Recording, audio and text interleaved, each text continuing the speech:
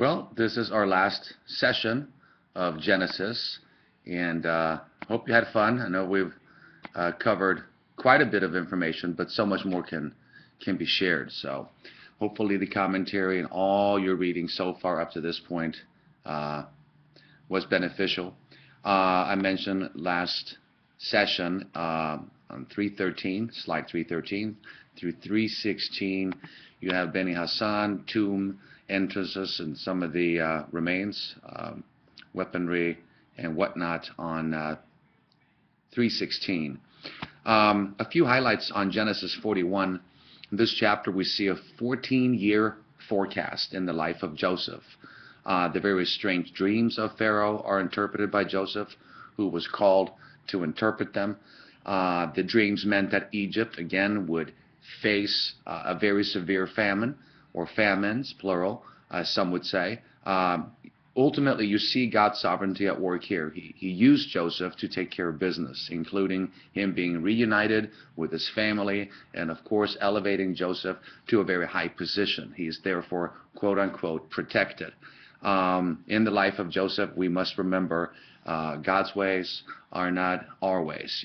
His ways are not man's ways. He does what he knows is best for us because he knows the end from the beginning. So we have to trust in the sovereignty of God. Next, you have on slide 318 through 320, Joseph's journey to Egypt. You have Mediterranean Sea at the top, Canaan to the right. At 1 o'clock, Nile Delta down at, I would say, 11 o'clock or so, and Sinai in the middle. And you can see, of course, Abraham's journey to Egypt on the following slide, so compare those two. And that's it on that end. Picking up again with Genesis 41, as he is promoted from prisoner to prime minister, Pharaoh knew that God was with Joseph, thus preparing Egypt for the predicted famine. Then we see Joseph marrying the Egyptian woman, Asenath, in verse 45. Manasseh is born first, and then Ephraim. And Manasseh signifies that God has enabled Joseph to let go of a very bad past. Once more, God works all things together for good in his life, even when at times it may not seem that way when you're reading just some of the tragedies throughout his life. In Ephraim, you have, you could say that it's signifying Joseph's fruitful present and future life. A great reminder for us is Jeremiah 29:11. For I know the plans I have for you, declares the Lord. Plans to prosper you and not to harm you. Plans to give you hope and a future. Jeremiah 29:11. Great encouragement there. That doesn't mean money or wealth. It's whatever God intends for us and how he wants us to prosper in whatever ways. Proverbs 24:20, on the contrary, says, for the evildoer has no future hope, and the lamp of the wicked will be snuffed out, unquote. Nonetheless, after having faced being sold into Egypt by the Arabs here, Joseph displayed a great humility during his trials, which is, of course, trials is what produces hope. You have in 1 Peter 1:6, in all this you greatly rejoice, though now for a little while you may have to suffer grief in all kinds of trials. Yet rejoice in tribulation, which is sometimes rough. So in one day, following his trust in God, at the age of 30, he's promoted from prison to palace. And we must remember that this high honor was preceded by severe trials in his life. Similarly, around 1390 BC, we see the Hebrews marching out from slaves to soldiers and eventually conquerors to inheritors of the promised land as God was with them. It is true that Jesus will never leave us nor forsake us. These stories are, again, for our learning, and we are to suppose, to learn from all this. Ultimately, we see that God is faithful when man is faithless. The dual dreams, what can we learn from the first dream consisting of 7 cows that are beaten by 7 lean cows, or eaten by 7 lean cows? What do we do with this? Well, the repetition of the first dream send the message that these dreams are it's a message that's truly from God. They're odd, to say the least. In short, Joseph tells Pharaoh to set aside enough reserves of Egyptian grain during the first 7 years of the plentiful harvest in order to survive the following coming 7 years of famine.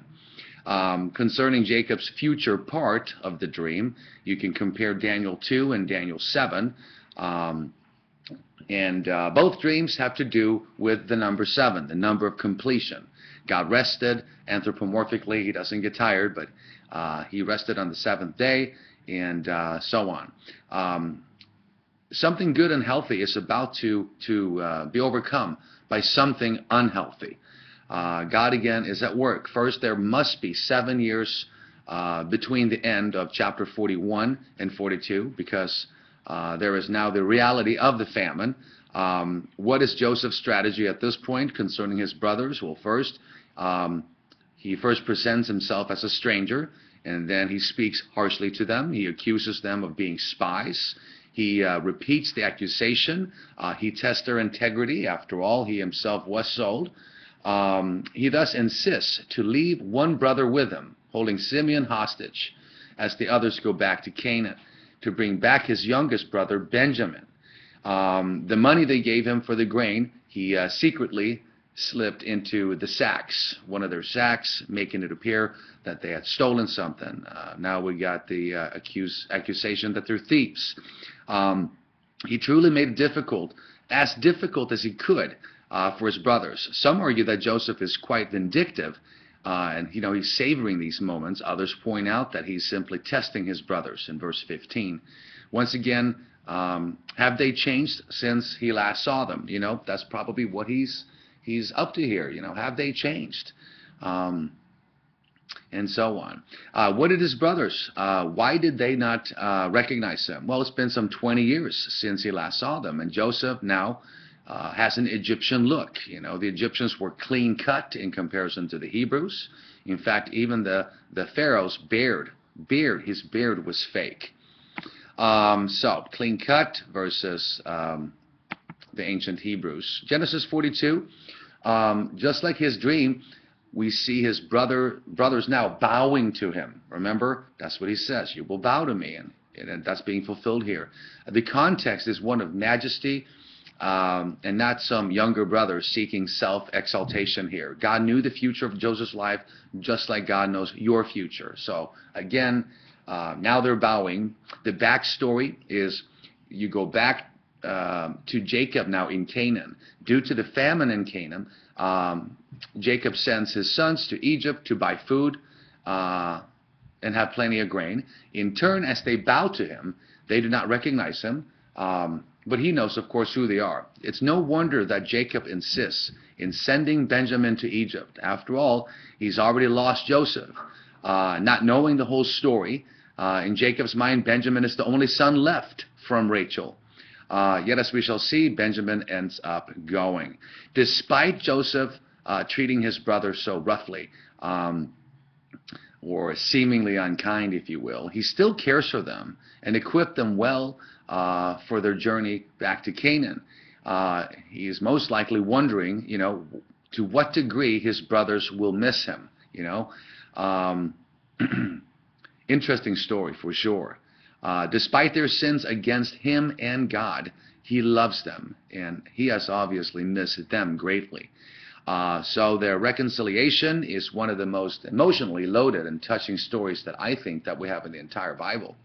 Typology. What about types here? Typology in this story, we see a clear picture of Joseph. Joseph is a type of Christ, and some scholars have concluded that there are some 100 types of Jesus observed in the life of Joseph. And that is on slide 323, if you want to look that up.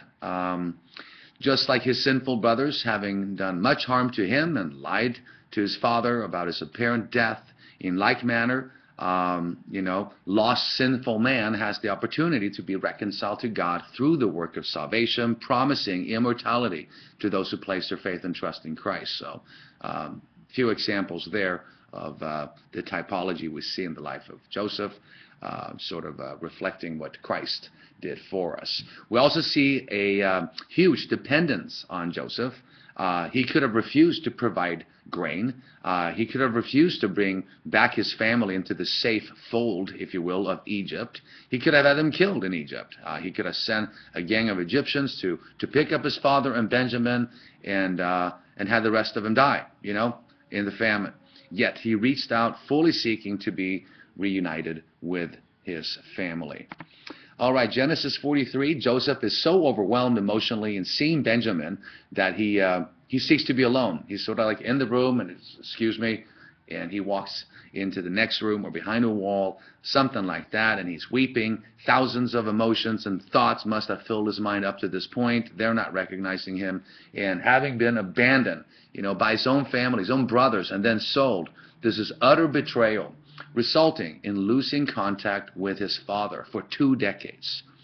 So he is for sure a train wreck at this point. Yet he's also intensely happy and blessed to see them. This is true of the best of emotions. When we exit sadness, we enter into happiness. So you've got a cluster of mixed feelings going on here.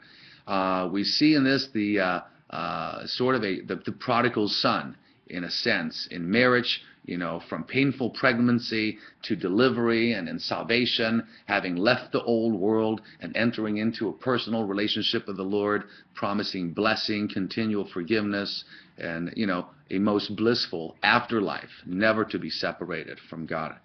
I love it. All right. 43 again. You bet his brothers were nervous when called to the floor. Were they about to be accused of stealing here?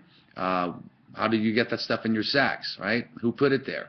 Did you guys steal from me? Having purchased the grain and in turn stolen the money would be a serious crime worthy of unspeakable, punishment in Egypt. Having explained themselves, and the chief steward having the proper receipts, he assured them not to worry.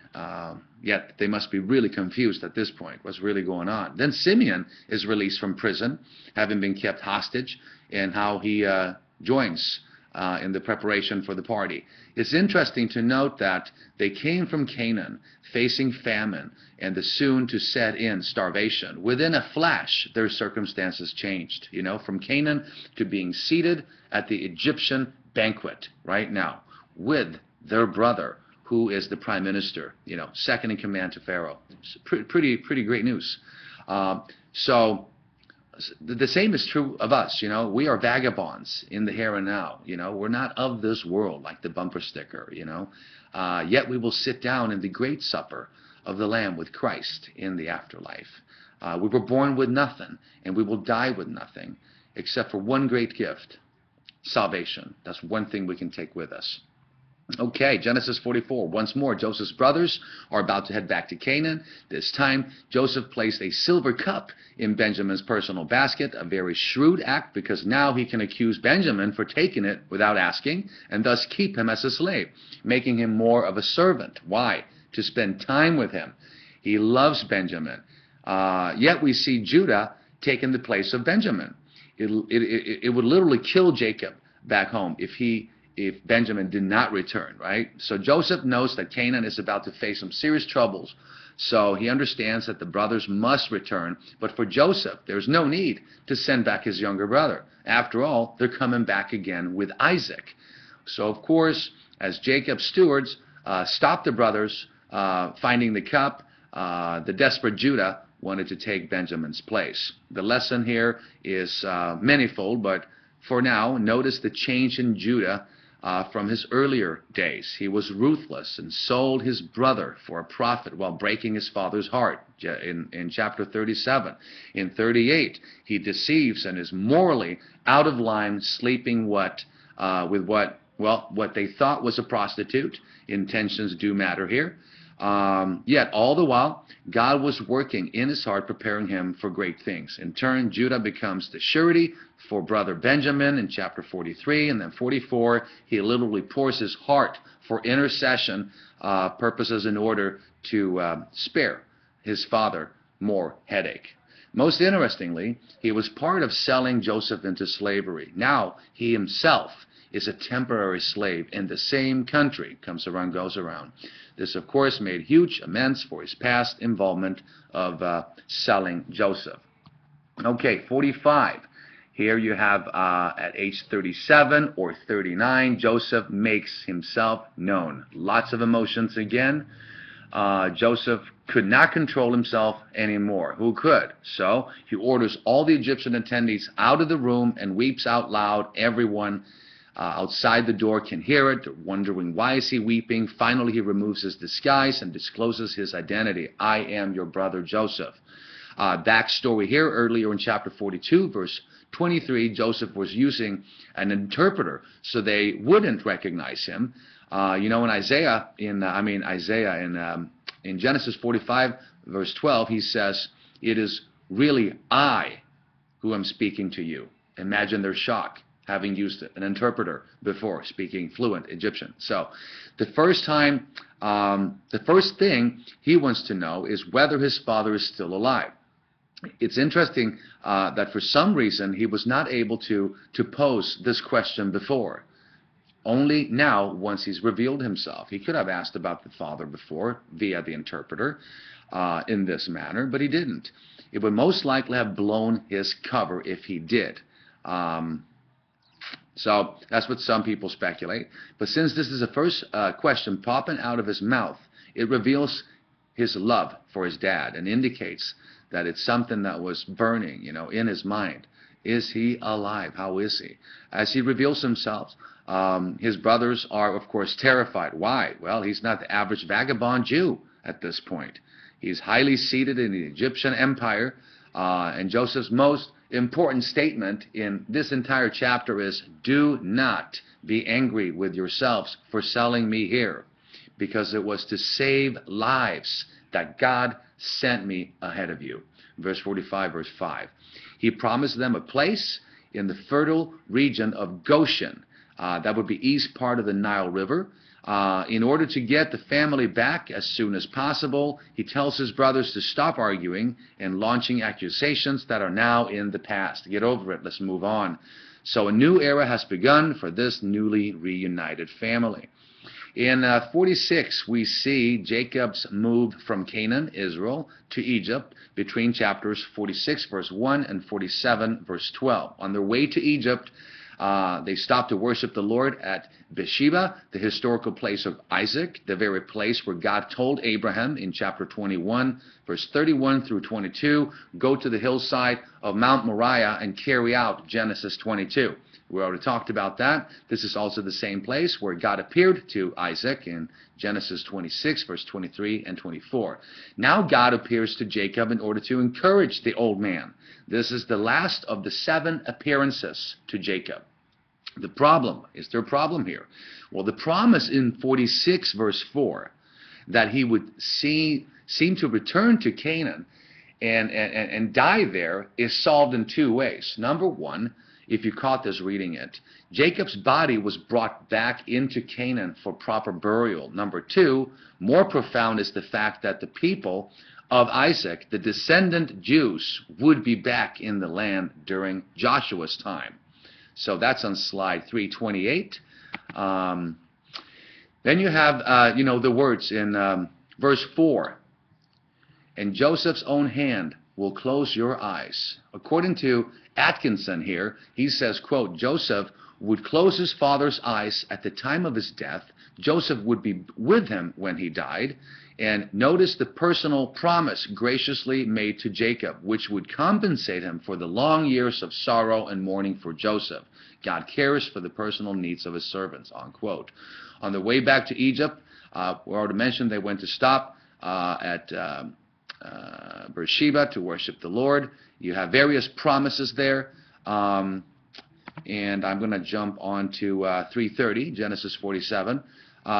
This covers Genesis 46, 28 to 47, verse 10. This slide. We see a reunion at Goshen and the family being presented to the Pharaoh. No small thing.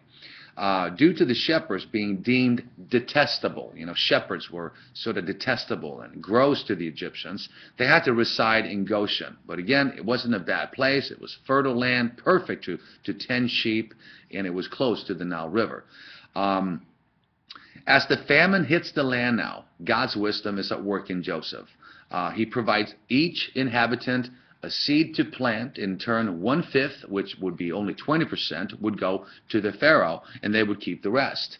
As the people sold everything, the words in 47 verse 21, and Joseph reduced the people to servitude from one end of Egypt to the other. Some scholars draw the conclusion that this literally implies that the inhabitants of Egypt, after selling their stuff, moved into cities for a temporary time until things were looking better. Then in 47 verses 27 through 31, we see Jacob's final request: bury me in Canaan, in Israel. He's now some 147 years old, and he knows death is right around the corner. He, of course, wanted to be buried at the cave of Machpelah, and you have pictures of that in earlier slides. And the cave of Machpelah is in Hebron, inside of Israel. And you know the others were buried there as well. And you have on 331, you have another picture of Machpelah in Hebron. Genesis 48, the sons of Joseph, Manasseh and Ephraim, meet Jacob prior to going home to be with the Lord. On 333, take a look at these pictures that we have. Some of them are just sort of setting the stage for, you have some of them really don't belong in here. I don't know who dropped them in. Pictures of Bethlehem, 337. You have Gabriel appearing to Mary, and you have Joseph and Mary, but I don't know why they were dropped in here. So, nonetheless, 333, great picture of a tabernacle. Okay, moving on to Jacob blessed the sons of Joseph in Genesis 48 verses 15 through 16. Then he blessed Joseph and said, may the God before whom my father Abraham and Isaac walked faithfully, the God who has been my shepherd all my life to this day, the angel who delivered me from all harm, may he bless these boys. What a blessing. May they be called by my name and the names of my fathers Abraham and Isaac, and may they increase greatly on earth. Love it. Okay, in Genesis 48, 17 through 22, you have in verse 17, when Joseph saw his father placing his right hand on Ephraim's head, he was displeased. So he took a hold of his father's hand and moved it over to Ephraim's head, from Ephraim's head to Manasseh's head. Why? In verse 18, Joseph said to him, no, my father, this one is my firstborn. Put your right hand on his head. You know, right hand on the wrong head, as one commentary put it. There's an interesting, you can read the cluster of information there that you have in blue on slide 339. Next you see Jacob foretelling the future of his descendants in 49. Jacob gathers his sons and prophesied from the tribe of Judah the promised Messiah would enter human history. That's probably why those slides were dropped in before, you know, the birthplace in Bethlehem and so forth. Individual acts by respective sons. We notice that Jacob's predictions reflect the way each son had lived. That's according to Wilmington. And that these actions seem to affect their children and grandchildren. In Deuteronomy 33, we see Moses blessing the tribes in similar fashion. So you might want to read Deuteronomy 33 hand in hand with Genesis 49. Genesis 50, the Hebrew Jacob is honored by Egypt. All of Egypt observes the death of Jacob. In what way did the Egyptians prepare their dead? Well, Joseph was embalmed by palace physicians. Embalmment, you know what that is, mummification. Following 70 days of mourning in a pagan land, an escort of Egyptian official, quote-unquote, served as an honor guard as Jacob's body was carried back to the land of Canaan. When they got to the Jordan, they mourned so intensely for 7 days that the local Canaanites named the spot Abel Mizraim, which means the meadow or mourning. maybe even a meadow of mourning. He was thus buried at Hebron in the cave of Machpelah, just like his father. In turn, Joseph and his Egyptian entourage returned back to Egypt. Now that the father is dead, we're dead. What do we do with that? Joseph's brother, they're still worried that he will seek revenge somehow now that Jacob is with the Lord. They're guilt-driven. They're still not over this. So obviously they're not fully trusting God. Now Pops is gone. Maybe he'll have his revenge on us. That's sort of the climate that you have here. Joseph had to reassure them that all would be well and that he had no intentions to do harm whatsoever. Most important in Joseph's attitude is God will bring good out of the situation. Something good will always come out. Joseph's words, you meant it for evil, but God meant it for good. You can, of course, read Romans 8:28, 29, for all things work together for good to those who love the Lord, etc. Genesis 50, you have Jacob's final request. You have the crossing the sea. He too wants to be buried now in Canaan. Joseph died 110 years of age. Apparently he was the first of the 12 sons of Jacob to face death. Some 54 years following the death of Jacob. His request to be buried in the promised land would be honored, but not until centuries later. And that's Exodus 13, verse 9. Crossing the sea. When Pharaoh let the people go, now we're not talking about Moses and crossing the Red Sea. When Pharaoh let the people go, God did not lead them on the road through the Philistine country. The Philistines have been said to be Europeans in the land, maybe even Greek, I'm not sure. Though that was shorter, for God said, if they face war, they might change their minds and return to Egypt. So God led the people around by the desert towards the Red Sea. The Israelites went up out of Egypt, yet ready for battle. Then Moses took the bones of Joseph with him. There's the backstory. And ultimately, because Moses took the bones of Joseph with him, he made the Israelites swear an oath. He said, God will surely come to your aid, and then you must carry my bones up with you from this place. Let's see, after leaving Sukkot, they camped at Etham on the edge of the desert. By day, the Lord went ahead of them in a pillar of a cloud to guide them on their way, etc. So in Hebrews, also Hebrews chapter 11, verse 22, we see Jacob's faith in God that he would bring his people back into the land of Israel. So lots of prophetic stuff going on here, back and forth. Again, Joseph was buried in Canaan after the Israelites returned with his mummified remains. Interestingly, the book of Genesis begins with, in the beginning God, and ends, literally, by being placed in a coffin, mummification. Of course, the question is, will the Hebrews make it, right? And that takes you into Exodus and so forth. More pictures, Beni Hassan's paintings, Code of Hammurabi, you have that on slide 346 in Newsy Tablets, where I would discuss those.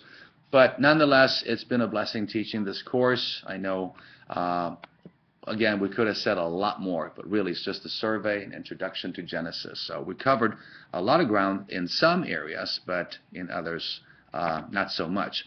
Nonetheless, hope to see you around in the next module.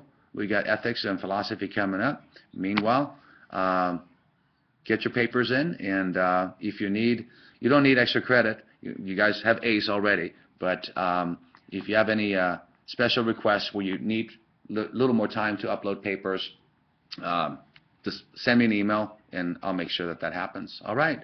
God bless you guys. We'll see you soon.